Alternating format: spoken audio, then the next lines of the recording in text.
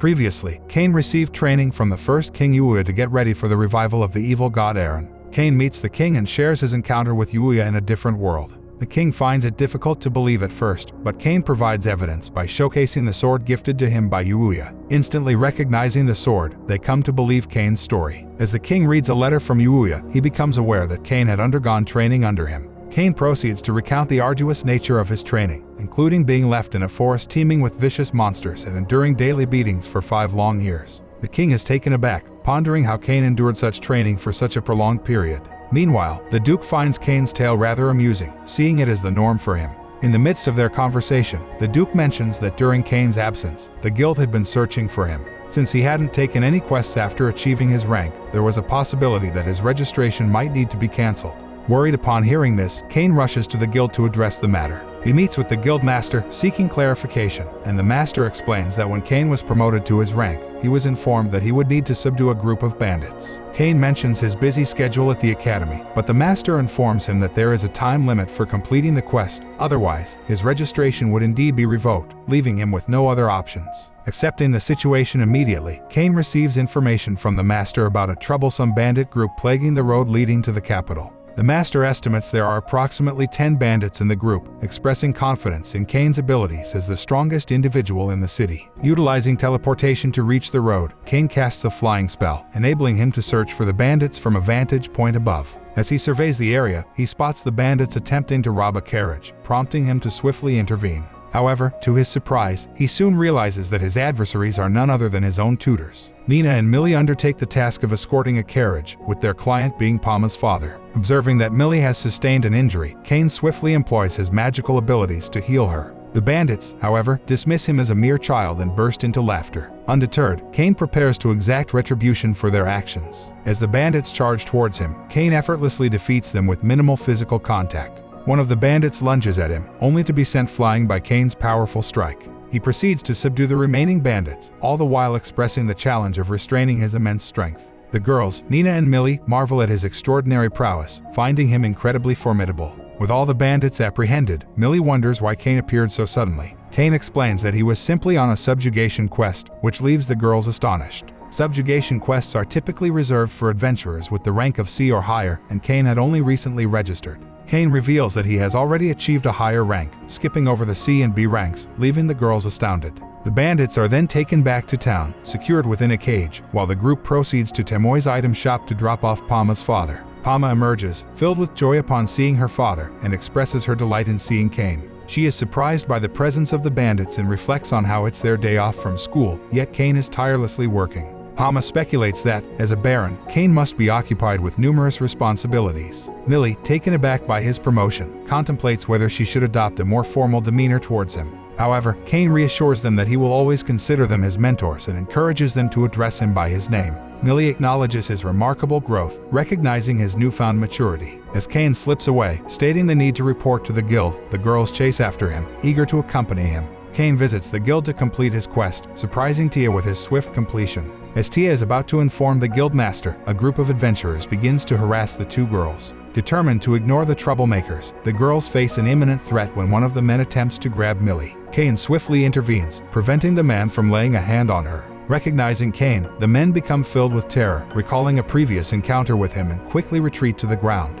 Claude appears on the scene, curious about the commotion, and is delighted to see Cain. The thugs hastily flee as Claude expresses his surprise at their encounter. Millie reveals an astonishing revelation: they are, in fact, siblings. Cain is taken aback by this incredible coincidence, and the group decides to enjoy some drinks together. Claude wonders about the circumstances that brought them together, and Millie explains how Cain came to their rescue, effortlessly defeating the bandits. The conversation takes an unexpected turn as Cain mentions his impressive rank of A. Claude is astonished, considering it has only been a few days since Cain registered. He recalls their previous mock fight and realizes that Cain was able to keep up with him. Millie, curious about Cain's extraordinary strength, inadvertently causes him to panic, as he cannot disclose the fact that he was trained by gods. However, Millie recalls a childhood memory of Cain single-handedly defeating a red dragon, leading her to believe that he has always possessed such immense power. Claude is awestruck, recognizing that red dragons are classified as SS-rank creatures. The girls proudly display the magic bags that Cain created for them.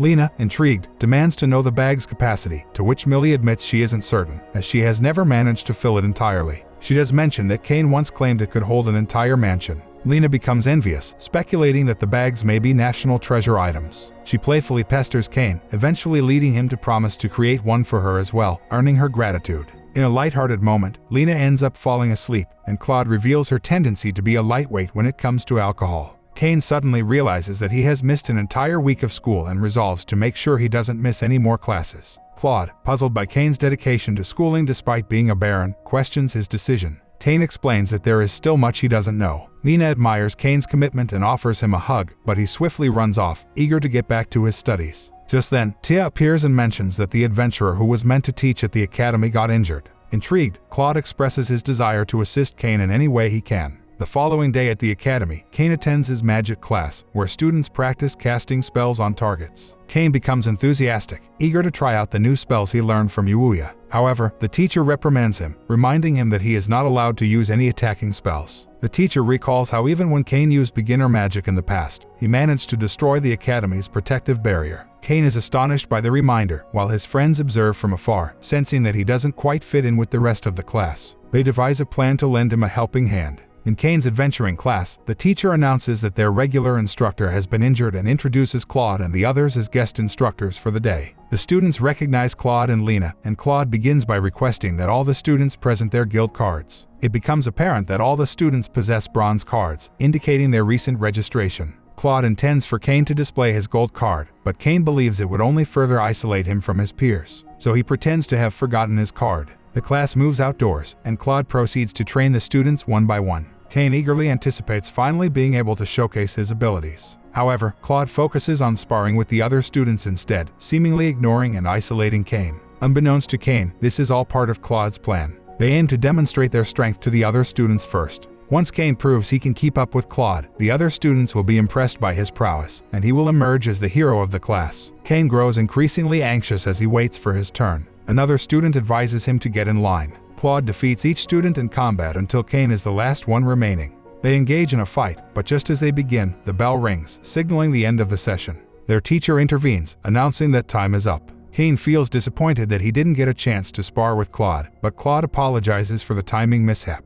Claude assures Cain that they will have another opportunity to spar in the future. However, Cain's teacher intervenes, mentioning the school's financial constraints. The budget does not allow for inviting Claude again, as a significant portion of the funds had been allocated to repairing the wall and barrier that Cain had inadvertently destroyed. All the students express their gratitude for the training, but Cain feels devastated that he didn't get a chance to participate. Feeling frustrated, Cain becomes enraged and embarks on a rampage through the forest at night. In the midst of his fury, he encounters a dragon. With a single powerful slash, he swiftly defeats the creature and then uses a powerful spell causing fire to rain down on the forest and resulting in a massive explosion. The guards, mistaking the commotion for an attack by the Demon King, sound the alarm. They quickly mobilize to investigate the situation. After venting his anger and calming down, Cain teleports back home, unintentionally leaving behind his handkerchief. When his father arrives at the scene, he is shocked to find an enormous hole and discovers the abandoned handkerchief. The following day, Cain receives a summons from the king, who informs him of his father's findings. The king suggests that the incident may be the work of the Demon King and contemplates the need to contact other countries for preparations. However, Cain chooses to confess, admitting that he was responsible for the chaos. The king reprimands him for his actions. Within the depths of the forest, a black dragon feasts upon a goblin.